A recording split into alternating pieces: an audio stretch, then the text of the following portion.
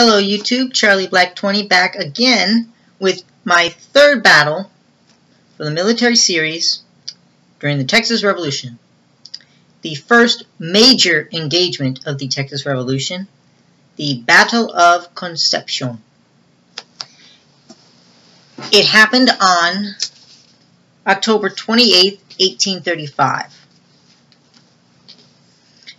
This happened when the newly elected General Stephen F. Austin, known as the Father of Texas, was elected as commander of the Texan Army, all volunteers of course, to march on the town of San Antonio de Bejar and lay siege to it, as well as the Spanish mission converted to a fort, the Alamo, in which the Mexican governor and general Martin Perfecto de Cos had taken refuge with his army, and Cos is the brother-in-law of General Antonio Lopez de Santa Anna, the dictator of Mexico at the time.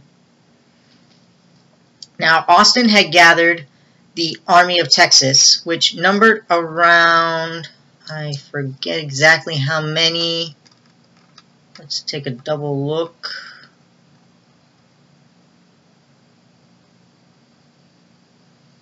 I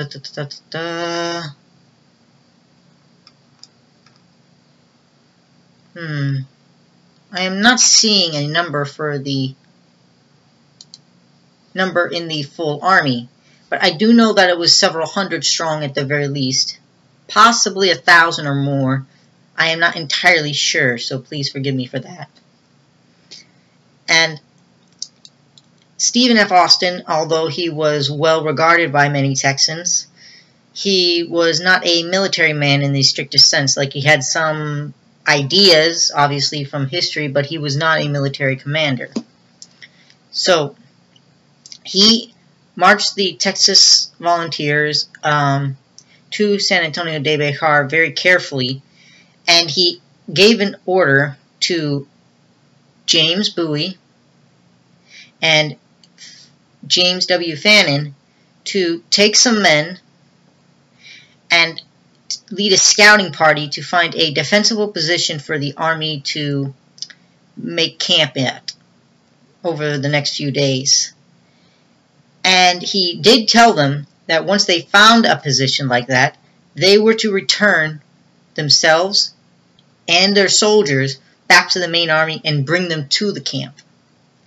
However, the position they found near the Mission de la Concepcion, I believe it was called, the Mission of Concepcion, they did not return. They instead sent a courier, a messenger, back to Stephen Austin, telling him where they could find him, and along with instructions on how to get there.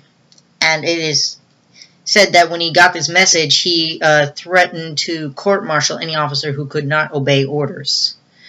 That would not go very far, I'm sure.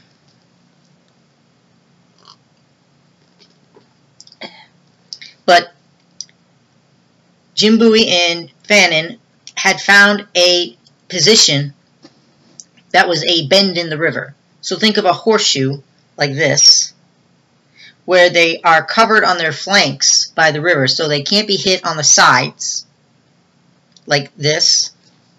They can only be hit from the front. The one problem is that while this is a very defensible position, it also cuts off their retreat. And they've got 90 men. That's all they have, 90 men. Now, the position is very good, again, because it covers their flanks. There's too many trees in front of them and on their sides for the Mexican cavalry to maneuver and make good use of their lances. So they're protected from the Mexican cavalry. But that still means, and the Mexican army would have to go straight at them at their front to attack them. And they have taken position in a gully that they can shoot. They can reload in the gully, stand up, and then shoot down the hillside that the gully is at the top of, basically. So it's kind of like a natural entrenchment, you could say. But they are now separated from the rest of the Texas Army. And General Coase learns of this. We are not entirely sure how. Probably another Mexican civilian, some say a priest, went and told Coase about this. And Coase decided to destroy this portion of the Texas Army. And so he sends a Colonel Domingo Ugarteja with just under 300 Mexican troops, most of whom are cavalry, along with 2 cannons to attack the Texas camp that Bowie and Fannin have made, and to destroy them. Now, the cavalry, which I believe was about 200 men, cannot maneuver, so they just go on the other side of the river so that Bowie and his men cannot swim across the river or make rafts or anything. They can't escape across the river. And the Mexican infantry and the 2 cannons take up positions on the other side where they can fire muskets and cannons at the Texas position. This is where equipment matters a lot. The Texans were armed with long rifles, which are very accurate, up to 200 yards. They take a long time to reload. You might be able to get off 1 shot every, 2 shots a minute if you're lucky. And you're willing to take a lot of risks with your weapon. It's usually maybe a shot a minute or every 50 seconds, I guess. Whereas the Mexicans are armed with muskets, Brown Bess muskets, which, while supposed to be more reliable, the problem is that the powder and the bullets that the Mexicans are using are very poor quality. So even though their muskets are fairly usable, the powder and bullets are not. They're fairly weak when they hit the Texans. In fact, a lot of the musket balls just bounce off a lot of Texans because of the distance that they are firing from, because the Brown Bess musket is only effective up to 70 yards. Even if you stretch that to 100 yards, you're still not going to hit much. And if you do hit something, it's going to be a spent ball, which means that it's not going to have any energy left in it when it hits the target, so it's not going to do more than just maybe leave a bruise. So at 200 yards for the Texas rifles compared to the 70 yards of the Brown Bess musket. And again, now the only difference is that while the poor quality of the powder affected the Mexicans, they still had plenty of it, whereas the Texans are short of gunpowder. This is a problem that plagues the Texas Army all throughout the early parts of the Revolution, is that they are very low on powder because they have to carry their own in their powder horns, which means that whatever one man can carry is what he has to shoot, and that's not going to last very long in a heated battle. That could last hours. So this is where Jim Bowie and Fannin show their bravery and their leadership skills as far as leading men in combat. And Bowie is very calm as the Mexicans are shooting their muskets and their cannon at the Texas lines. He's saying, keep down, boys, spare your shots, take good aim, we don't have a lot of spare ammo. And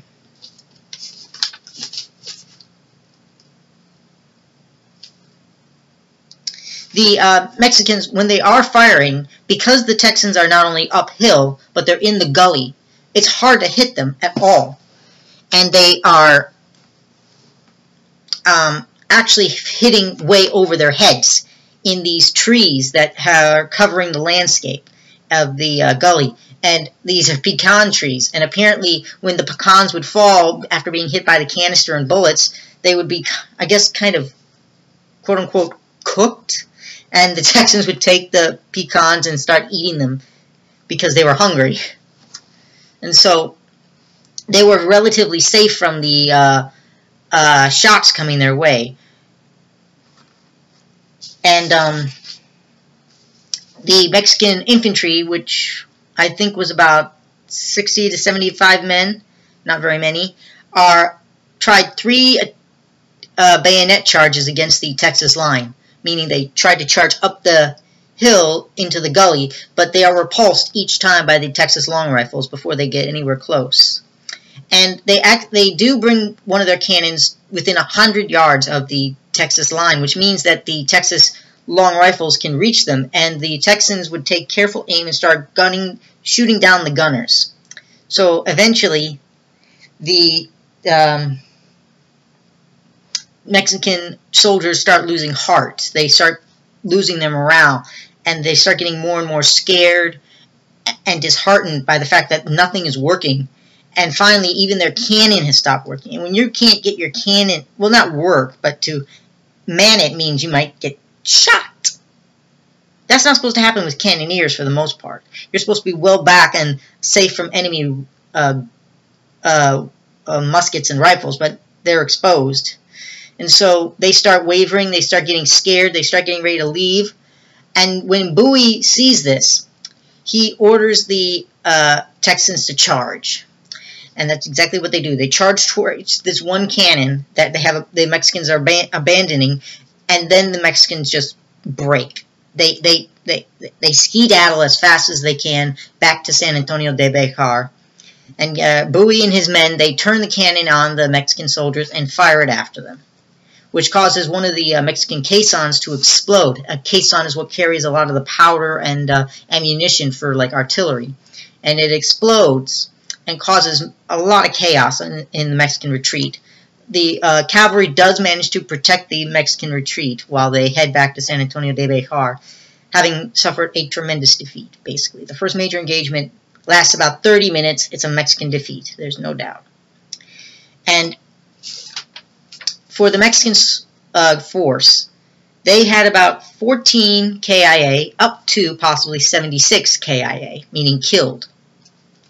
They also had another 39 wounded, and they lost their cannon. They brought the other one back inside, but they lost one of their cannons. Not a good thing to happen. While the Texans had 1 man wounded and 1 man killed. He had just stepped out of the gully and gotten a little too high, got hit by some canister. Killed instantly. But Bowie and Fannin have won the first major victory. Significantly major victory against the Mexican army in San Antonio. And when Austin gets there and finds that they've won this victory, he cannot berate them the way he wants to, but he does basically take control of the army to a certain degree. Like, obviously it's volunteers, so he can't exert too much control, but he is able to get a better handle on the men and his officers. But it is said that this is what showed the Texas revolutionaries that Bowie was a man you could trust. It's brought a lot of men, a lot of volunteers to trust Bowie and follow his lead with disregard for other officers that the Texas government or Texas Army appointed. They would prefer to follow Bowie because they preferred to trust a man that they knew by reputation and by the stories told about him, rather than by those that had been placed above them by politicians or army commanders. So it's a very, very individualistic army. They would elect their own officers, just like a lot of other places would, but these were not an army. These were volunteers who wanted to fight for a little while. There was no like terms of enlistment. All you would do is you would sign up, you would get a piece of land at the end of the conflict. So it depends on when either the conflict ends or when you decide you want out of the army, I guess. But this victory allowed the Texans to gain a lot more respect for their own abilities, certainly possibly overconfidence in their own abilities, as well as for some of them, the officers, a lot of disdain for Mexican soldiers in the Mexican army, especially possibly James Fannin, in that he started, it's possible that he underestimated Mexican soldiers, which was what led to several mistakes he would make later in the revolution that could possibly have led to the loss of his entire force and his life. So that's the Battle of Concepcion. Again, this happened on October 28th in 1835. So that's only 26 days, less than a month after the Battle of Gonzales, and only 20 days after the Battle of Goliad. So even though it might seem like a fairly long time, it is a very fast pace for men who are getting word through messengers on horseback and local newspapers that they need to get there and they need to move now. So very quick movements by the Texas Army that they are doing all this like that. So that is the Battle of Concepcion. I hope this was a good review of it, and I hope you'll tune in for my next one, which will be the Battle of San Antonio de Béjar. Thank you very much, and take care.